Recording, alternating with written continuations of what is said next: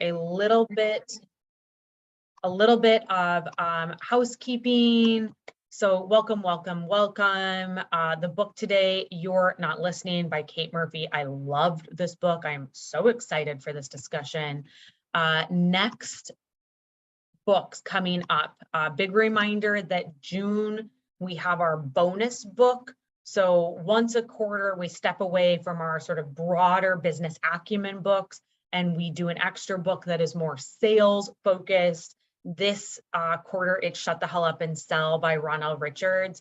If y'all don't follow Ronell already, do. He's amazing. He's just a great creator, sales expert. Very excited to read the book. That's on LinkedIn Live. We won't be on Zoom. We'll be back on LinkedIn for that one. I already sent the calendar invite out, so if you haven't seen it, let me know.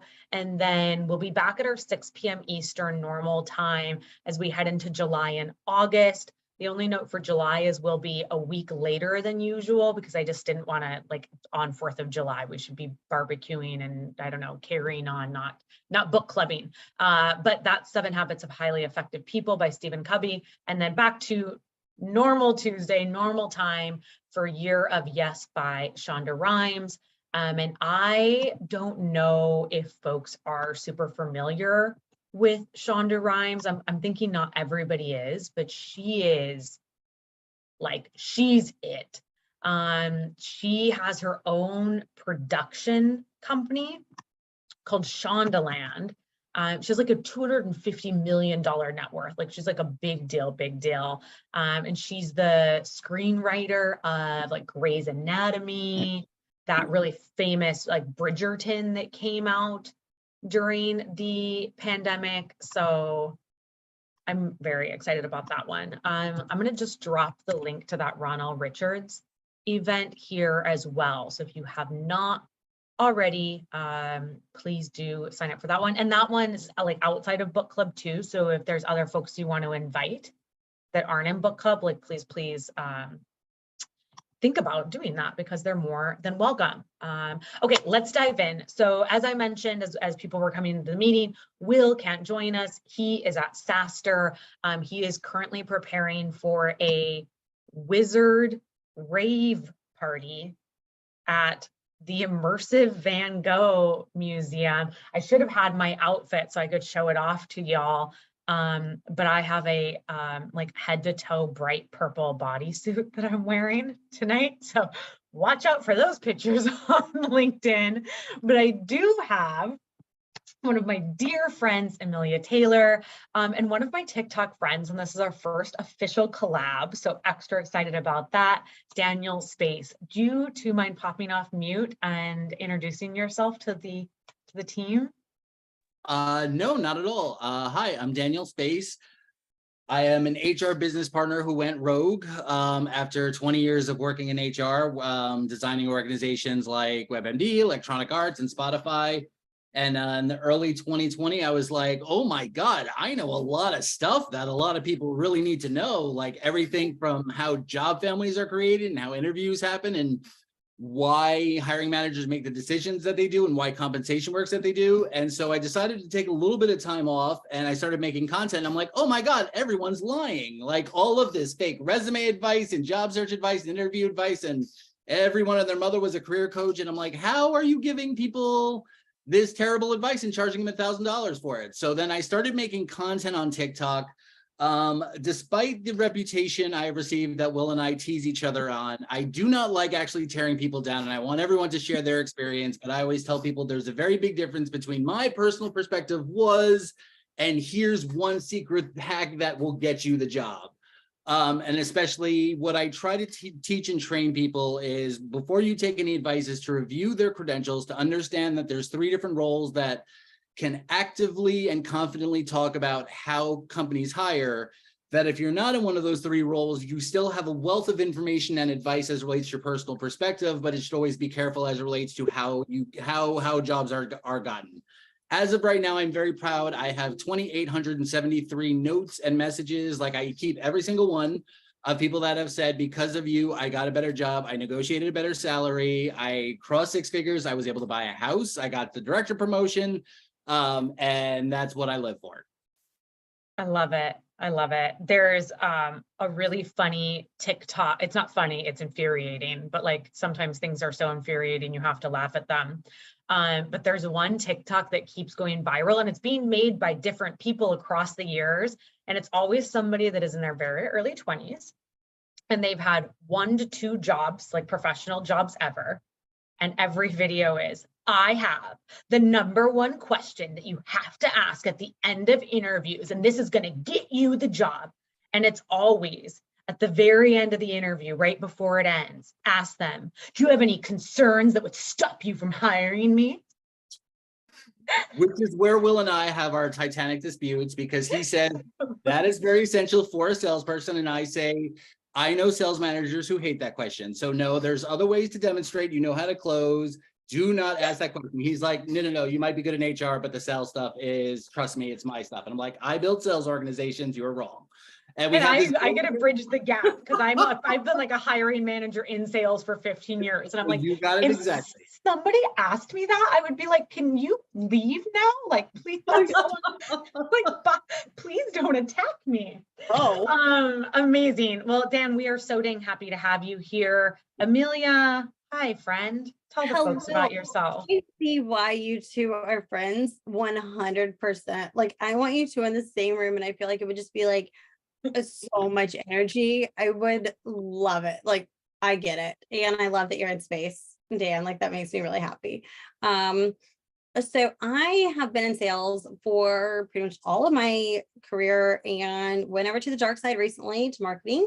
Decided that my strengths were really building these relationships with people and meeting buyers where they were at, kind of in these dark social spaces, and putting them through this, the dark funnel, and really understanding people through helping first and foremost. So putting that helping hand out, opposed to it being this, selling factor of me really pushing that down your throat. Okay, we're going to find a solution for you, and this is going to be it. I mean, I remember I had a few people, I was working at a company, and it was one of my first, I started as like an SDR, realized that it was not going to ever go up to an AE because the AEs were getting like hair salons on their calendar. And I was like, yeah, no, that's no money's to be made there at all.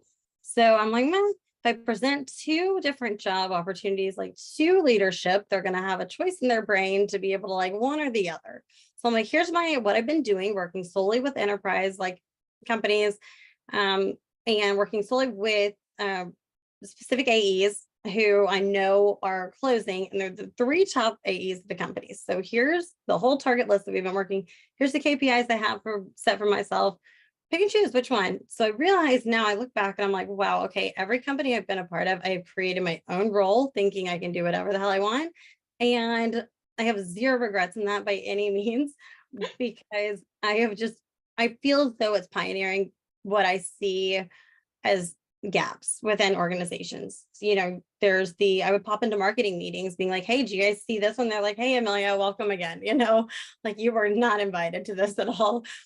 But the sheer fact that there were things that I was seeing from an outsider's perspective, that just shows there's so much, neglect when it comes to who's bridging the gaps where. So with where I'm at now, I'm at Reggie AI. So I'm leading evangelism over here.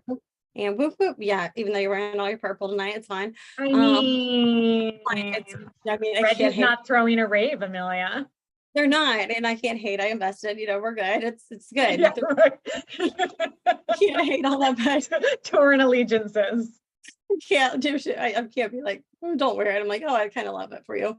But I'm leading evangelism over here, and Jen Allen and Arthur Castillo and some people, Chili Piper, Jen over at Lavender, and Nick Bennett, Leslie, some people who have really done evangelism like well and right, and they have done it to a degree where they really tailored it in ways to know how to be that walking, talking bridge to a solution that they have. There's been, I've gone to them and just said like, hey, can you help me figure out if I'm doing this right or not? Because I think when you put that ego and that pride to the side and you just are vulnerable and you say, hey, can you help me out? That's how I've gotten to where I am today in a little over 3 years, really, by saying, can you help me? And to figure out how I can gather the most feedback possible and take it and practice it. And also know that all feedback can be heard. It doesn't have to be taken.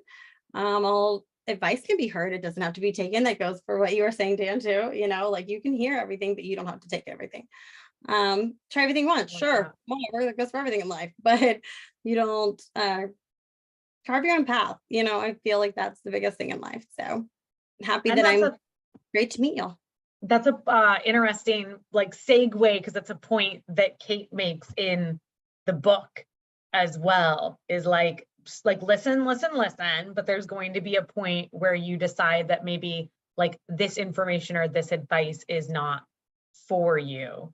And certainly like being in the state of constantly learning, like making your own roles, and then once you have demanded the job, being like, oh no, how do I figure out what I'm doing here? That does require a lot of listening.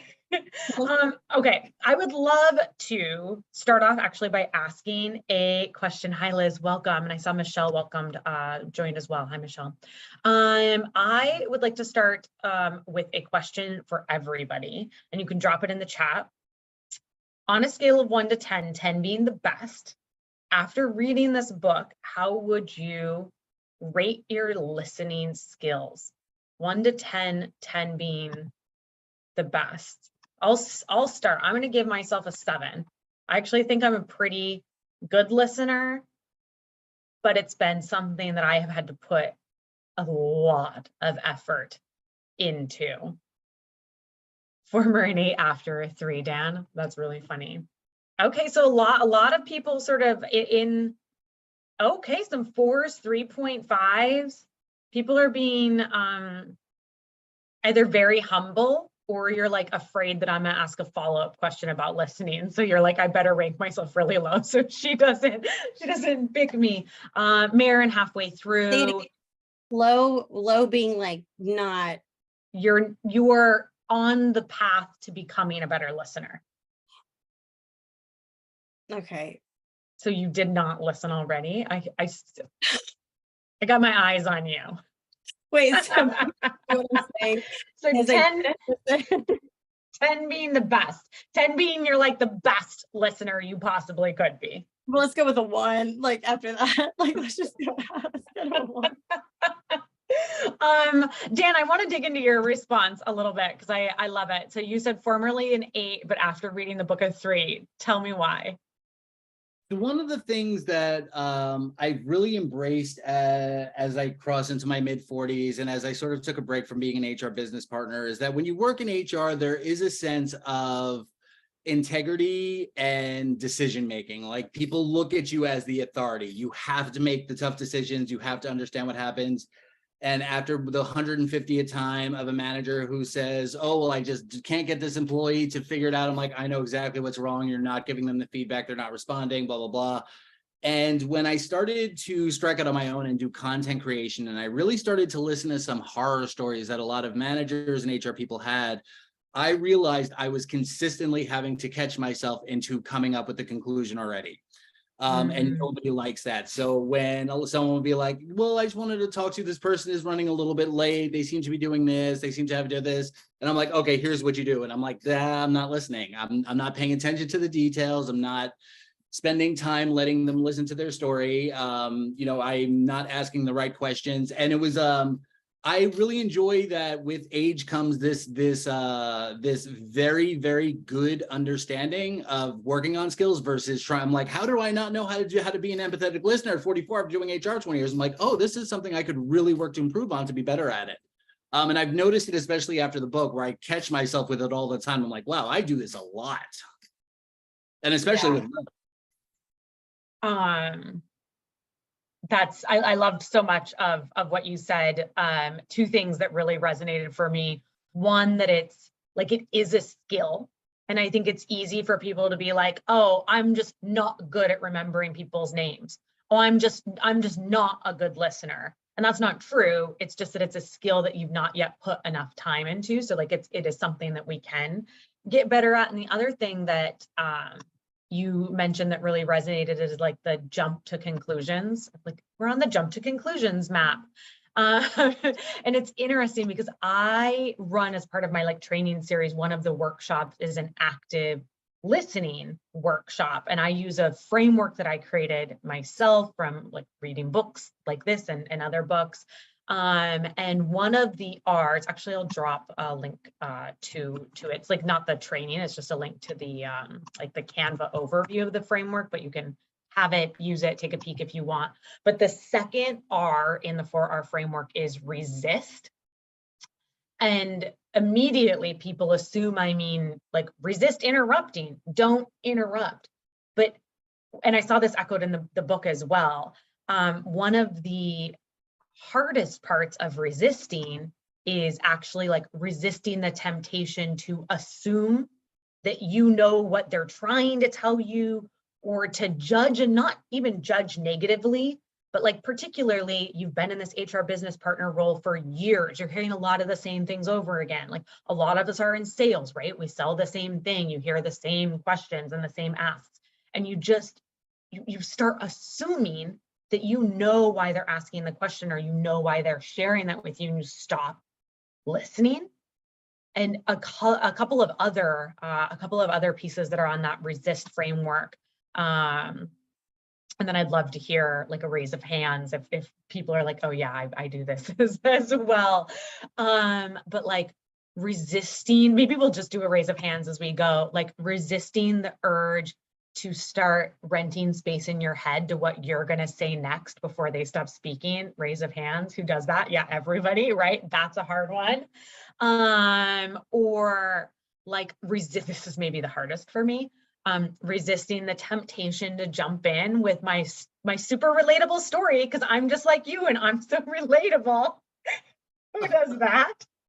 I'm telling you folks, when I realized how that made other people feel, that was a tough day. That was a tough day for me, because until that point, like I genuinely thought that was being a good communicator. Like I thought that I was communicating, that like I really knew what they were going through because I had this similar relatable experience. Little did I know that all I was doing was taking the spotlight off of them and making it all about me. Some gut checks there, right? So it feels like everybody raised their hands on pretty much all of those. And I'd love to hear Amelia, Dan, and really anybody that has a story to share and insight to share. Like I sort of use Amelia and Dan as my like conversational folks, but this is a book club, so never hesitate to drop thoughts, comments, and chat. Come off mute if you have something to share. But Amelia, Dan, what parts of listening, of active listening, are hardest for you? And how do you keep yourself in check when you find yourself like renting space in your head, or like you've already jumped to conclusion? What does that look like for you, Amelia? I mean, okay, so when I was selling RevOps services, I realized I didn't know what the hell I was talking about when I was talking to these people. So I just kept going and going. And I was like, shut up. In my mind, I knew to shut up, but I was also like, they would say something and I would just jump into this relatability whole aspect when it was like, no, I'm trying to tell you something. And it was where I realized, once I was being mentored by someone who would jump on calls with me, Rosalind Santelena, if y'all know her at all, she's wonderful. I think one of the only few people in the world who really understands RevOps, to be honest. But she was very open and honest with me when she was like, so what they were trying to say, like, so afterward, I mean, it was an accountability person who said to me, hey, what they were trying to do is really share this. And when you jumped in, I think it pushed them away a bit because it made it about you. Whereas if you just listened a little bit longer and you didn't have the look on your face too of it being, the expression of, well, I'm about to talk, or the like, it's like, oh God, okay, you're annoying me completely, because you've been on the other side of those calls too, right? Where people are like, oh, I get it. Yep, me too. And you're like, okay, but I'm talking about me right now. Like, we're not talking about you. And because if it's where the questions, and it's the curiosity aspect too. It's like if you're not genuinely being curious and asking the right questions back, that shows there's not the active listening happening. So if you're not showing any signs of curiosity, I think that's a massive factor right there. That questions are going to be the key to showing that you're actively listening, even through Zoom. It's the EQ portion of things, right? It's the understanding how to read the Zoom room, if you will, by reading the expression of someone else and like what they're saying, and being present in the moment too, opposed to, and like for me, I mean, it's a constant reminder for myself on calls, like daily, literally daily, to reel myself in and let them finish before I continue talking, and then not jump into about Amelia, not relate solely to them, because this call is going to be, I'm going to be genuinely helping. Stop making it about you, Amelia. You have to show up for them.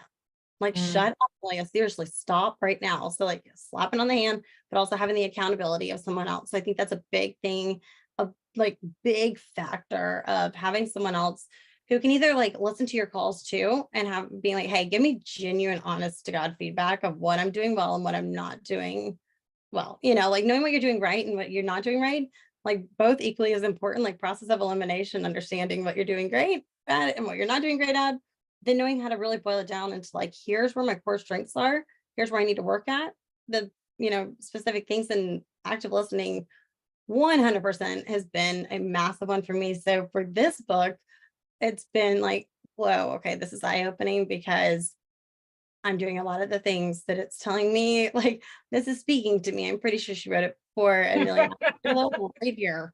So, yeah, I mean, accountability and being super aware and curious. I love that. Mike, where did you learn wait? I don't even know where I picked it up. It was so many years ago. I have all kinds of things like that I use as kind of reminders, because it's a skill that takes a really, really long time, and it's easy to lose.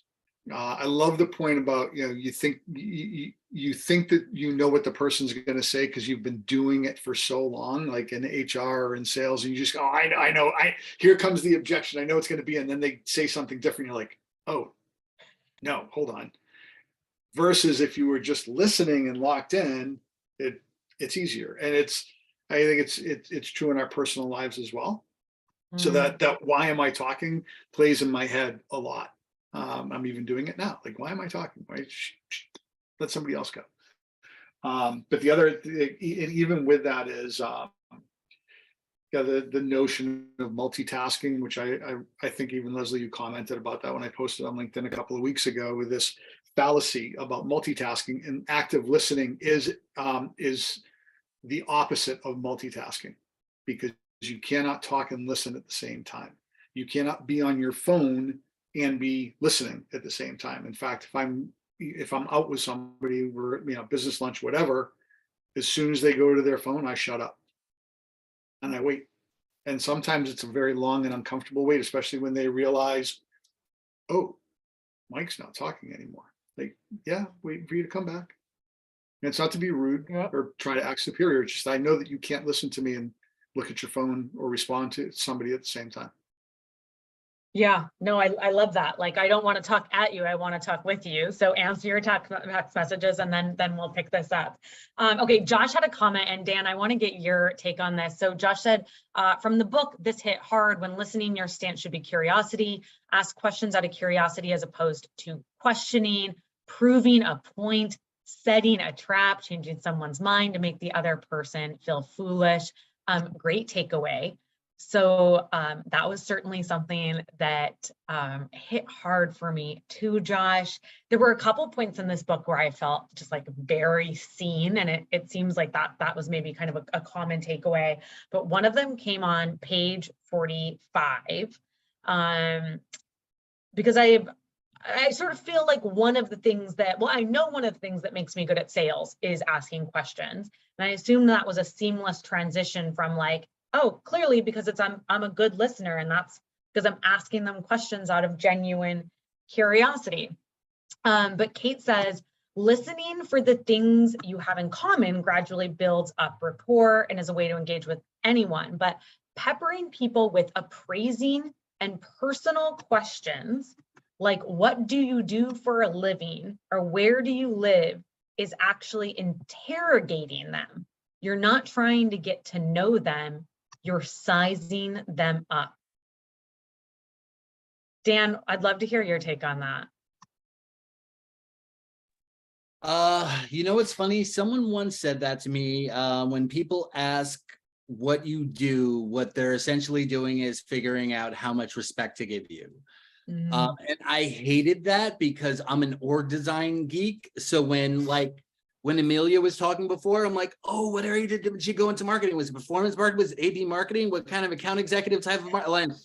But I'm like, there is actually a sense of truthfulness to that, because if someone says, for example, that they're an administrative assistant, or if someone says, oh, you know, I'm an HR coordinator, I'm like, oh, okay, so you're not, and I'm like, whoa, like that's something to catch right there. Like there's this immediate sense of classism, and it's, again, I am a very firm believer that the older you grow, the more you treat yourself with gentleness when you catch those sort of things. And then you realize like that this person who just said that they're an administrative assistant or a recruiting coordinator or a part-time bookkeeper is not any worth less of any respect. That is just the role that they have in this company. And who knows that they, you know, that they've been a backpacking traveler, they've raised 7 kids, they have 3 foster kids, they volunteer on weekends, or they just read a lot of books and just like having quality time.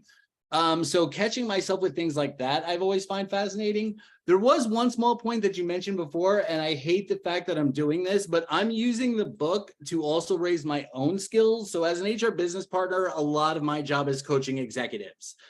And so what I started realizing is I have a CTO and a CMO who are my 2 biggest client groups. And I'm like, do you really feel like you were listening? Were you really demonstrating curiosity when you cut off the director of performance marketing? And they were like, I really appreciate that feedback. I'm like, that's just who I am. Like, I'm like, at some point I'll probably give you the book. But what's really fascinating with this book is that you start to see how it happens many, many, many, many times.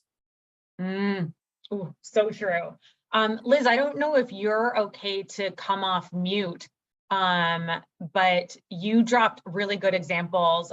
For anybody that's read the book, the example of the furniture salesperson, for anybody that hasn't, there's a furniture salesman, and his like key to getting, he was the #1 salesperson in the entire company, and they were clocking like 200 million in revenue a year. So the man is selling some furniture. And the key to his success was just not talking. Like when people were making a decision, like just not saying a damn thing. And prior to that, like listening to their stories, which were usually like very personal stories, completely unrelated to the purchase of this furniture. But then Liz, you also said you experimented with text about questions that were curious, not leading, assuming. What can you tell us about that? So throughout the entire book, I found myself wondering how much of this is applicable to text conversations, because I am a texter. I don't really enjoy phone conversations. And I think that might say something about my listening. Like maybe the reason I don't enjoy phone conversations is because I feel like I have to be so tuned in that I can't be doing anything else. Well, but isn't that the point? Like, you're not supposed to be doing anything else. You're supposed to be listening. So that was kind of a moment for me. So I have a friend who just had a baby, and we were texting, and she was, you know, giving me kind of some information about how things are going. And it's her fiance's first, but it's her third. And I just tried to word my questions differently. So for example, she mentioned that he was struggling with basically knowing what to do and when. And so she, you know, was just kind of taking over and doing it all. And the way I wanted to ask the question was like, well, don't you think since it's his first, you should give him a chance to figure it out? You know, I wanted to kind of give her advice through my questions. And I realized, well, that's not what you're supposed to do. So instead I was like, are you feeling stressed about this? Or no, I said, how is this making you feel? And then she like unloaded. And she actually came to the same thing I would have told her, that it's his first and, things are stressful right now and, everything's changing. She came to all of those same conclusions on her own.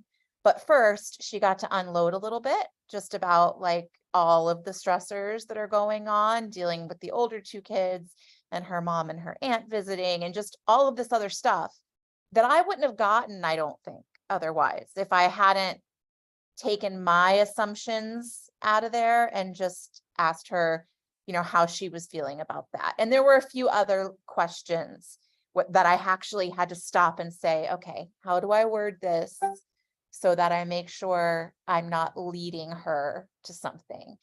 And it was kind of difficult. I'm not going to lie. Like it took a moment to analyze what I was going to ask, but I do think it was a more beneficial conversation. Wow, that's powerful. Like way to take the book and use it to like fundamentally change how you're communicating with somebody. Wow, that's super cool. Has anybody else done like a test run on anything? I haven't said I would do a test run, but just sort of reminding that it is an extraordinarily uncomfortable situation to tell someone the truth about something, but to do it in a way that shows that you care about them. And the level of what I've seen of like feedback and gratitude. So actually I had something similar where someone kind of called something out to me. I made a TikTok video. If you don't know my TikTok videos, they're one of three tones. One is joking, one is educational, one is tearing something down. And the tearing something down is done completely because people are lying to job seekers saying, hey, here's this one hidden secret trick that will get you all the money and get you all the jobs. And when I see that, I get angry because then job seekers do that and then they don't get jobs. So there's this one person who has developed a huge reputation for it. She has like 600,000 followers. She has 2 books, has never worked one day of recruiting or HR experience, and consistently makes content saying, here's the #1 secret question that managers love to answer. So in one of the videos that I made, I showed her LinkedIn and I said, this person has absolutely no recruiting, no HR experience. They have no ability, no credibility or authority to be giving this. If you try to do this, if you try to kind of like win over a hiring manager, it's not going to work. While I love their training content, this is not where their place is. And a good friend wrote to me and said, do you really think you made yourself look good by tearing her down versus like you had good points about the question that she asked, but you attacked her credibility instead. And you attacked her experience and you publicly shamed her on LinkedIn instead of saying, hey, while that may sound good, here's what actually happens when hiring managers get that. And I was so angry for the first 2 days after he said that, like, this is a friend of mine. And like, I was like, you know what? I'm like, I'm just sick and tired of people, blah, blah, blah. And he was like, I get why you're angry, but is this really the right way to actually win people over? Do you think people would have seen this video and said, you know what? Maybe you're right. Maybe let's listen to it. Or did it sound like someone who was ripping apart a younger woman because she had more followers than you do? Oof. And so it took like 3 or 4 days. And then I actually wrote him a note and I made a public post on TikTok saying, always, always, always surround yourself with people who are brave enough to give you feedback when you need to hear it. Oof, that would be hard to hear, I can imagine. And I can imagine that it would also have taken me a couple days to like digest it before I'd be willing to admit to myself that maybe I could have taken a different approach. That's so true. It reminds me of like on LinkedIn, there's a group of people that do email teardowns. And then there's another group of people that do email like rewrites. Which is and so the great. the rewrites are helpful. Right. Like, and you still see the bad email. So you're still like, I get that same content. I know that this is crappy, but then I also have 3 ideas if I look at that email and think, shoot, that looks a lot like my emails. Now I have 3 new ideas, not just like this email is crap and like burn in hell, whoever wrote this. Like it is a much different tone. Maren, you dropped something in the chat that I adore. You said the how can I support you, or do you need to rant, or do you need advice question. My husband and I use this. We need, are you telling me so that I can listen? Or are you telling me so I can offer solutions? Gosh, has that helped our marriage? Where did you come up with that on TikTok like I did, or where did you? I think that came off TikTok too, honestly. It's one of those weird ones where like everyone seemed to adopt it at the same time. And it has just helped drastically in us not talking over each other and not assuming that, you know, if someone's having relationship issues, that everyone's spitting relationship advice at them when really they just needed us to be there. And how often have we, like, raise your hand if you have just wanted to say something out loud? You just want somebody to be like, yeah, Sharon in finance is a bitch. Like, you don't want them to problem solve. You just want them to be like, I am hearing you. I'm listening, right? We've all been there. We've all been there. I think you're right that it did happen, Maren, like all at the same time, because I brought it up to my therapist and then suddenly she was like, yeah, that's what I was going to recommend to you. And I was like, we're on the same side of TikTok. All right. Okay. That's fine. That's fine with me. Dan, drop your TikTok in the chat so that people can follow you if they want. Hey, no, there's no shame here. We're doing a small group, intimate. A couple book clubs ago, like half of us cried. We really get to know each other. So people want to follow you for more wisdom. I'm going to drop it, but with a caveat. So for those of you who don't know, I spend about 80% of my time doing HR content, debunking myths, but really just describing how corporate America works. I spend about 20% of my time in social justice space. So everything from LGBT, Black history, I partner with Latina, trans rights, and I unfortunately came across one of the nastiest, vicious women I've ever seen who makes it a habit to bully smaller Black creators. So I stitched her video and I said, I have no idea who this is, but this person is very clearly the next level AI robot because her face doesn't move and she's apparently evil. And so then I got brigaded, and brigaded is when someone has a large amount of followings and they send all of your followers to mass report all of your videos and content. So now my account is banned for 3 days for a review because it was brigaded. So hopefully it will win, but if anyone follows me right now, it will say it's banned and all of our followers saying, yeah, we got the guy banned. I'm relatively confident it will be restored. And I do have other content and other social media, but it has been a very unpleasant experience, although I have been grateful for the time. But this is where my usual content is across all different social media. Straight. Oh, that would. My like blood is boiling on your behalf. That happened to me when I was a really tiny creator. Here I am sharing my relatable story. Like I didn't even have 10,000 followers, and Jordan Belfort, like the Wolf of Wall Street guy, stitched my video and called me stupid. Oh my God. Because I said that sell me this pen was a lazy interview question. Which it is. Which it is. And I said that we can do better.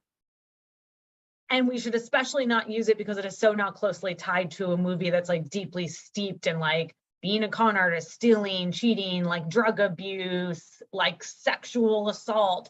And he was like, so you don't want to hire a closer? You're stupid. I was like, okay, all right. But he had like 2 million followers at the time, and he sent all of them to my account. And it was like 3 weeks of like rape and death threats. Yeah, the brigading is absolutely horrifying. Yeah, The first time I ever stitched a smaller creator who gave really bad job search advice, I saw what my stitch had done to her account, and I was like, okay, I can never do this again. I will only stitch creators if they're sort of similar in size, and if they're not, I will just say, you know, I'm sure the creator is absolutely lovely. I don't necessarily agree with the advice because like brigading and the nastiness, and you can say, please do not go attack these accounts, but for whatever reason, people love to, and it's horrible. talk about not listening. They don't want to Yeah. listen. They just want to talk They just at. want to and- attack. Yeah, yeah. Okay, let's switch to something funny then. Funnier at least than death and rape threats, which is not a huge lift. Kate shares a few examples of what can happen when we aren't fully listening and when things get lost in translation. And it immediately, I'd love to hear if anybody else has stories where you just like really missed something. Because it immediately made me think of, I worked at a bank all through college, and it was summer. I was working in the drive-through. Construction was being done on the building. So there was construction noise in the background, and the AC couldn't be on with whatever they were working on. So it's like 90 degrees in the bank. It's loud. This woman comes through the drive-through and she's trying to cash her husband's social security check, but it's not signed. And so I'm explaining to her that like he needs to be here. And she was like, he can't come, he's upstairs. And I was like, can you go get him?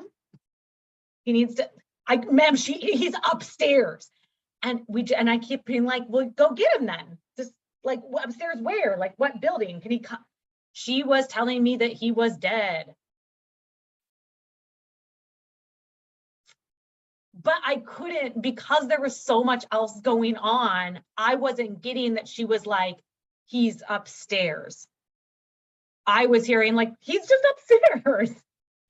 And so then I accidentally bullied a recently bereaved widow. But I'm wondering.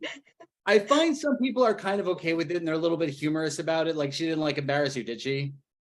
No, I apologized profusely, but I was also like, then she got angry at me and then I had to tell her to go away. Because I was also like, you can't have a social security. This isn't for you. Like you can't, like, I'm sorry, I legally cannot cash this check. Yeah. Which she was not, that didn't make her happy. You told her to go away. And then I was like, Matt, you have to pull out of the drive-through, ma'am. There's people behind you. Pull ahead, ma'am. But I was wondering if anybody else has stories like that, where like you have just so massively misheard or misunderstood something. So I'll go. So I like to use illustrations that people can relate to and try to even make them be a little bit funny, but they're real. So I've been in tech sales for 28 years, and oftentimes you'll get as an objection, well, we're just going to do this ourselves. Or we're getting free software from somebody. It's like, okay, well, free software is like if anybody's ever given you a free cat or a free hot tub, it's so not free. And as it relates to listening, and this is a true story. My wife, I used to tell people, that, the secret to to a happy relationship is to say yes, dear, a lot. But then I learned that you have to listen as well, because I was doing that one day and then I found myself painting our game room, which painting is not something that I like. I was saying, yes, absolutely. And I wasn't listening to the fact that what she was telling me or asking me was to help her paint the game room before we went on vacation. So yes, it pays to listen, or you find yourself painting a room. Oh, that is very funny. That is very funny. Okay. I think you got off cheap, Mike. You got off easy? Yeah, she could have been asking for a Mercedes. She could have. I would have been happy with that. Sure, you want to buy a car? Let's do that. I'll buy 5. I'll do that before I paint a painting. Oh no. Yeah, it's one of my least favorite things to do. And she knew that. She got me at a weak moment and she knew I wasn't paying attention.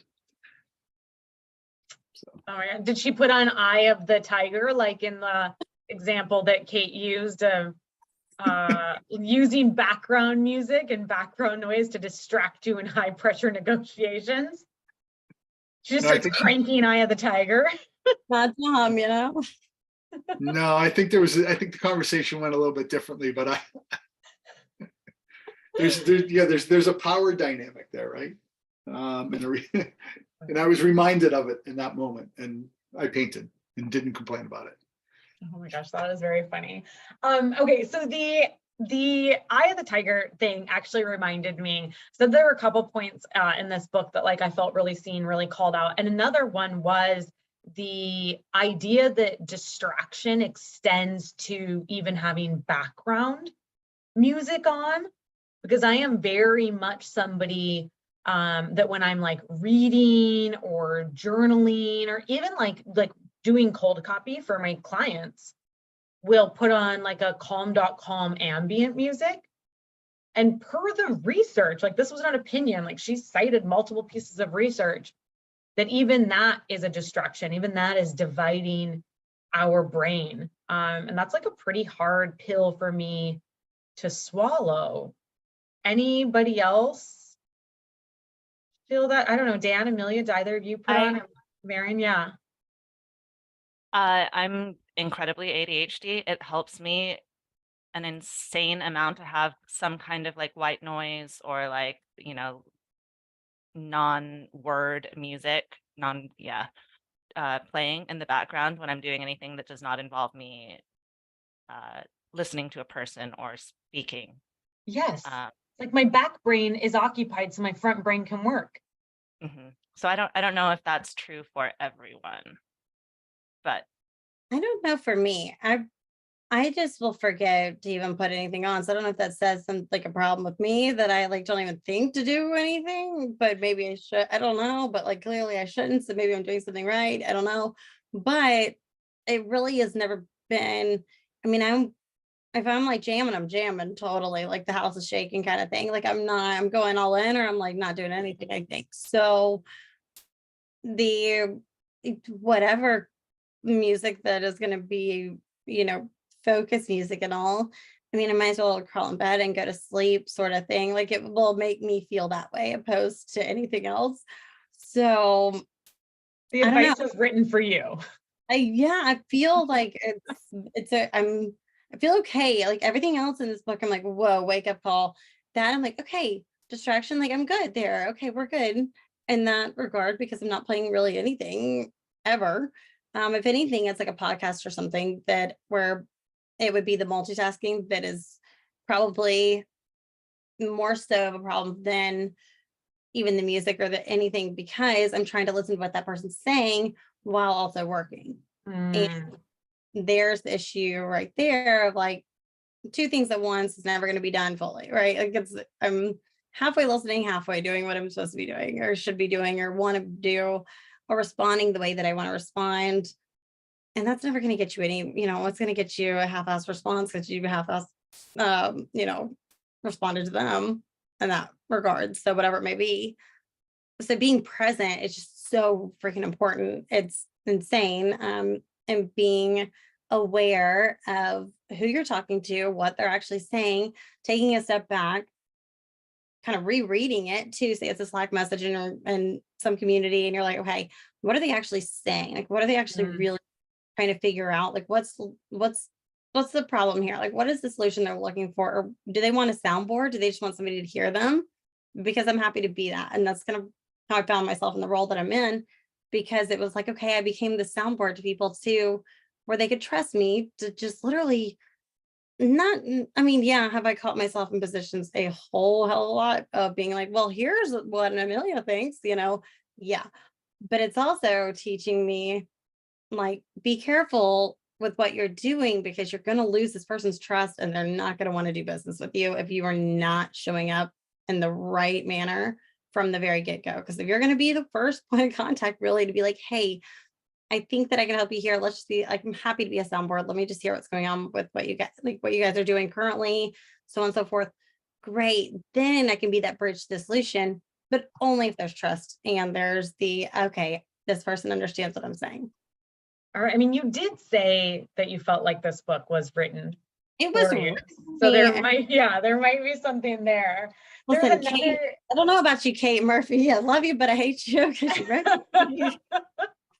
There was another piece of like science data that she talked about that I'd never heard before, but as soon as I read it, I was like, this makes sense, was the right ear advantage piece, where if you hear it through your right ear, the language comprehension is better and faster. and left ear is better at understanding the emotional aspects of speech and better at comprehending music. I was just like, what? Like, that is so cool. So in depth. Yeah. I'm gonna be going like this during calls, being like, or like on Zoom, being like, what did you say again on this side? One more time this side. So I heard it on my more musical side. Can you do this side again?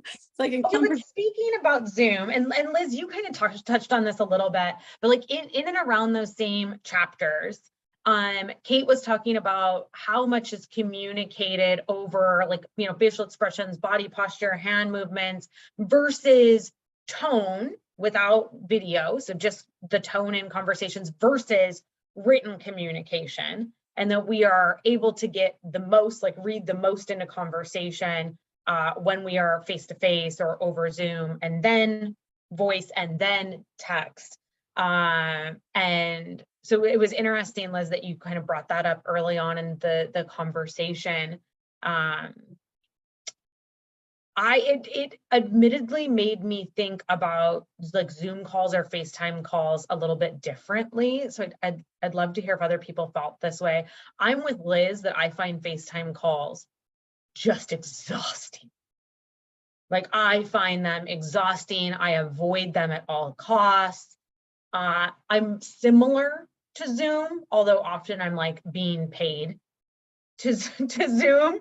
So I do show up to those a little bit different, but like if a meeting doesn't have to be a Zoom meeting, I will make it a phone call because I find them exhausting also. But I don't know, there was something compelling about the message that made me want to prioritize maybe different Zooms at different times or for different reasons. Did anybody else feel like kind of a change in prioritization of the channels they wanted to have conversations on as a result of the book? A big channel for me is like I'm big on like Slack huddles. I'm like, hey, this is super simple for me, opposed to us jumping on a Zoom call or whatever. Let's just chat right here. If you're free, boom, done. And so I find that to be like really hard. Face I'm seeing, I assume that they're a psychopath. Well, I've been there, so maybe that's me. I don't know. But probably don't care. I'll do it anyways. No, but it is it is understanding how people are about, they're wired too. You have to read a little bit of how people are most responsive, and if like meeting people where they're at too, like if they're a little bit more like if there's a pushback there, like, okay, or they're less engaging, so on and so forth. I'm not going to be like, hey, you want to do a quick Slack huddle? Great. Like, they're gonna be like, what the hell are you talking about? No, absolutely not. Like, that's not what I want to do. We're going to schedule something and it's going to be a Zoom call and we're going to have it this time, boom, boom, boom. So knowing that people are wired in certain ways, you've got to respect that. And that's part of an active listening, but more so it's the act of like, just, I don't know, observation of that person, like observing how they work, how they're best communicated with, and then you can actively pursue that conversation of how you're going to actively listen with to them in the very best way possible, because then they're going to be more open and honest and transparent with you because you're meeting them where they best communicate. That's good. That's really, really good, Amelia, because I am that person. If somebody's like, can we just hop on a call quick? I'm like, here's my booking link and we can hop on a call when it says I'm available. Cheers. Yeah, you'll do it. You'll straight decline calls. Yeah, you're like, just call me. I actively decline calls. I keep 2 different phones, and very few people have my personal number, so that I can like keep my work phone away from me. So it's that like I really feel like you hit on something there, that there is a bit of a communication preference, and some of that is probably related to my diagnosed ADHD, and some of it's probably related to my anxiety disorder, that I like to keep things in my bucket. I like to know when things, and part of it is that I know that it is harder maybe for me than other people to keep my energy reserves full.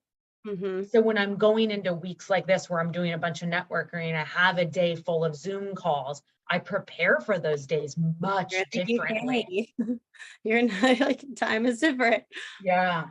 That's really interesting. I was gonna ask Pam a question, but I'm just realizing that she said they do active listening workshops once a quarter, which I thought was interesting. And what did you say? How to manage your hominess, do personal handbooks and answer a bunch of questions.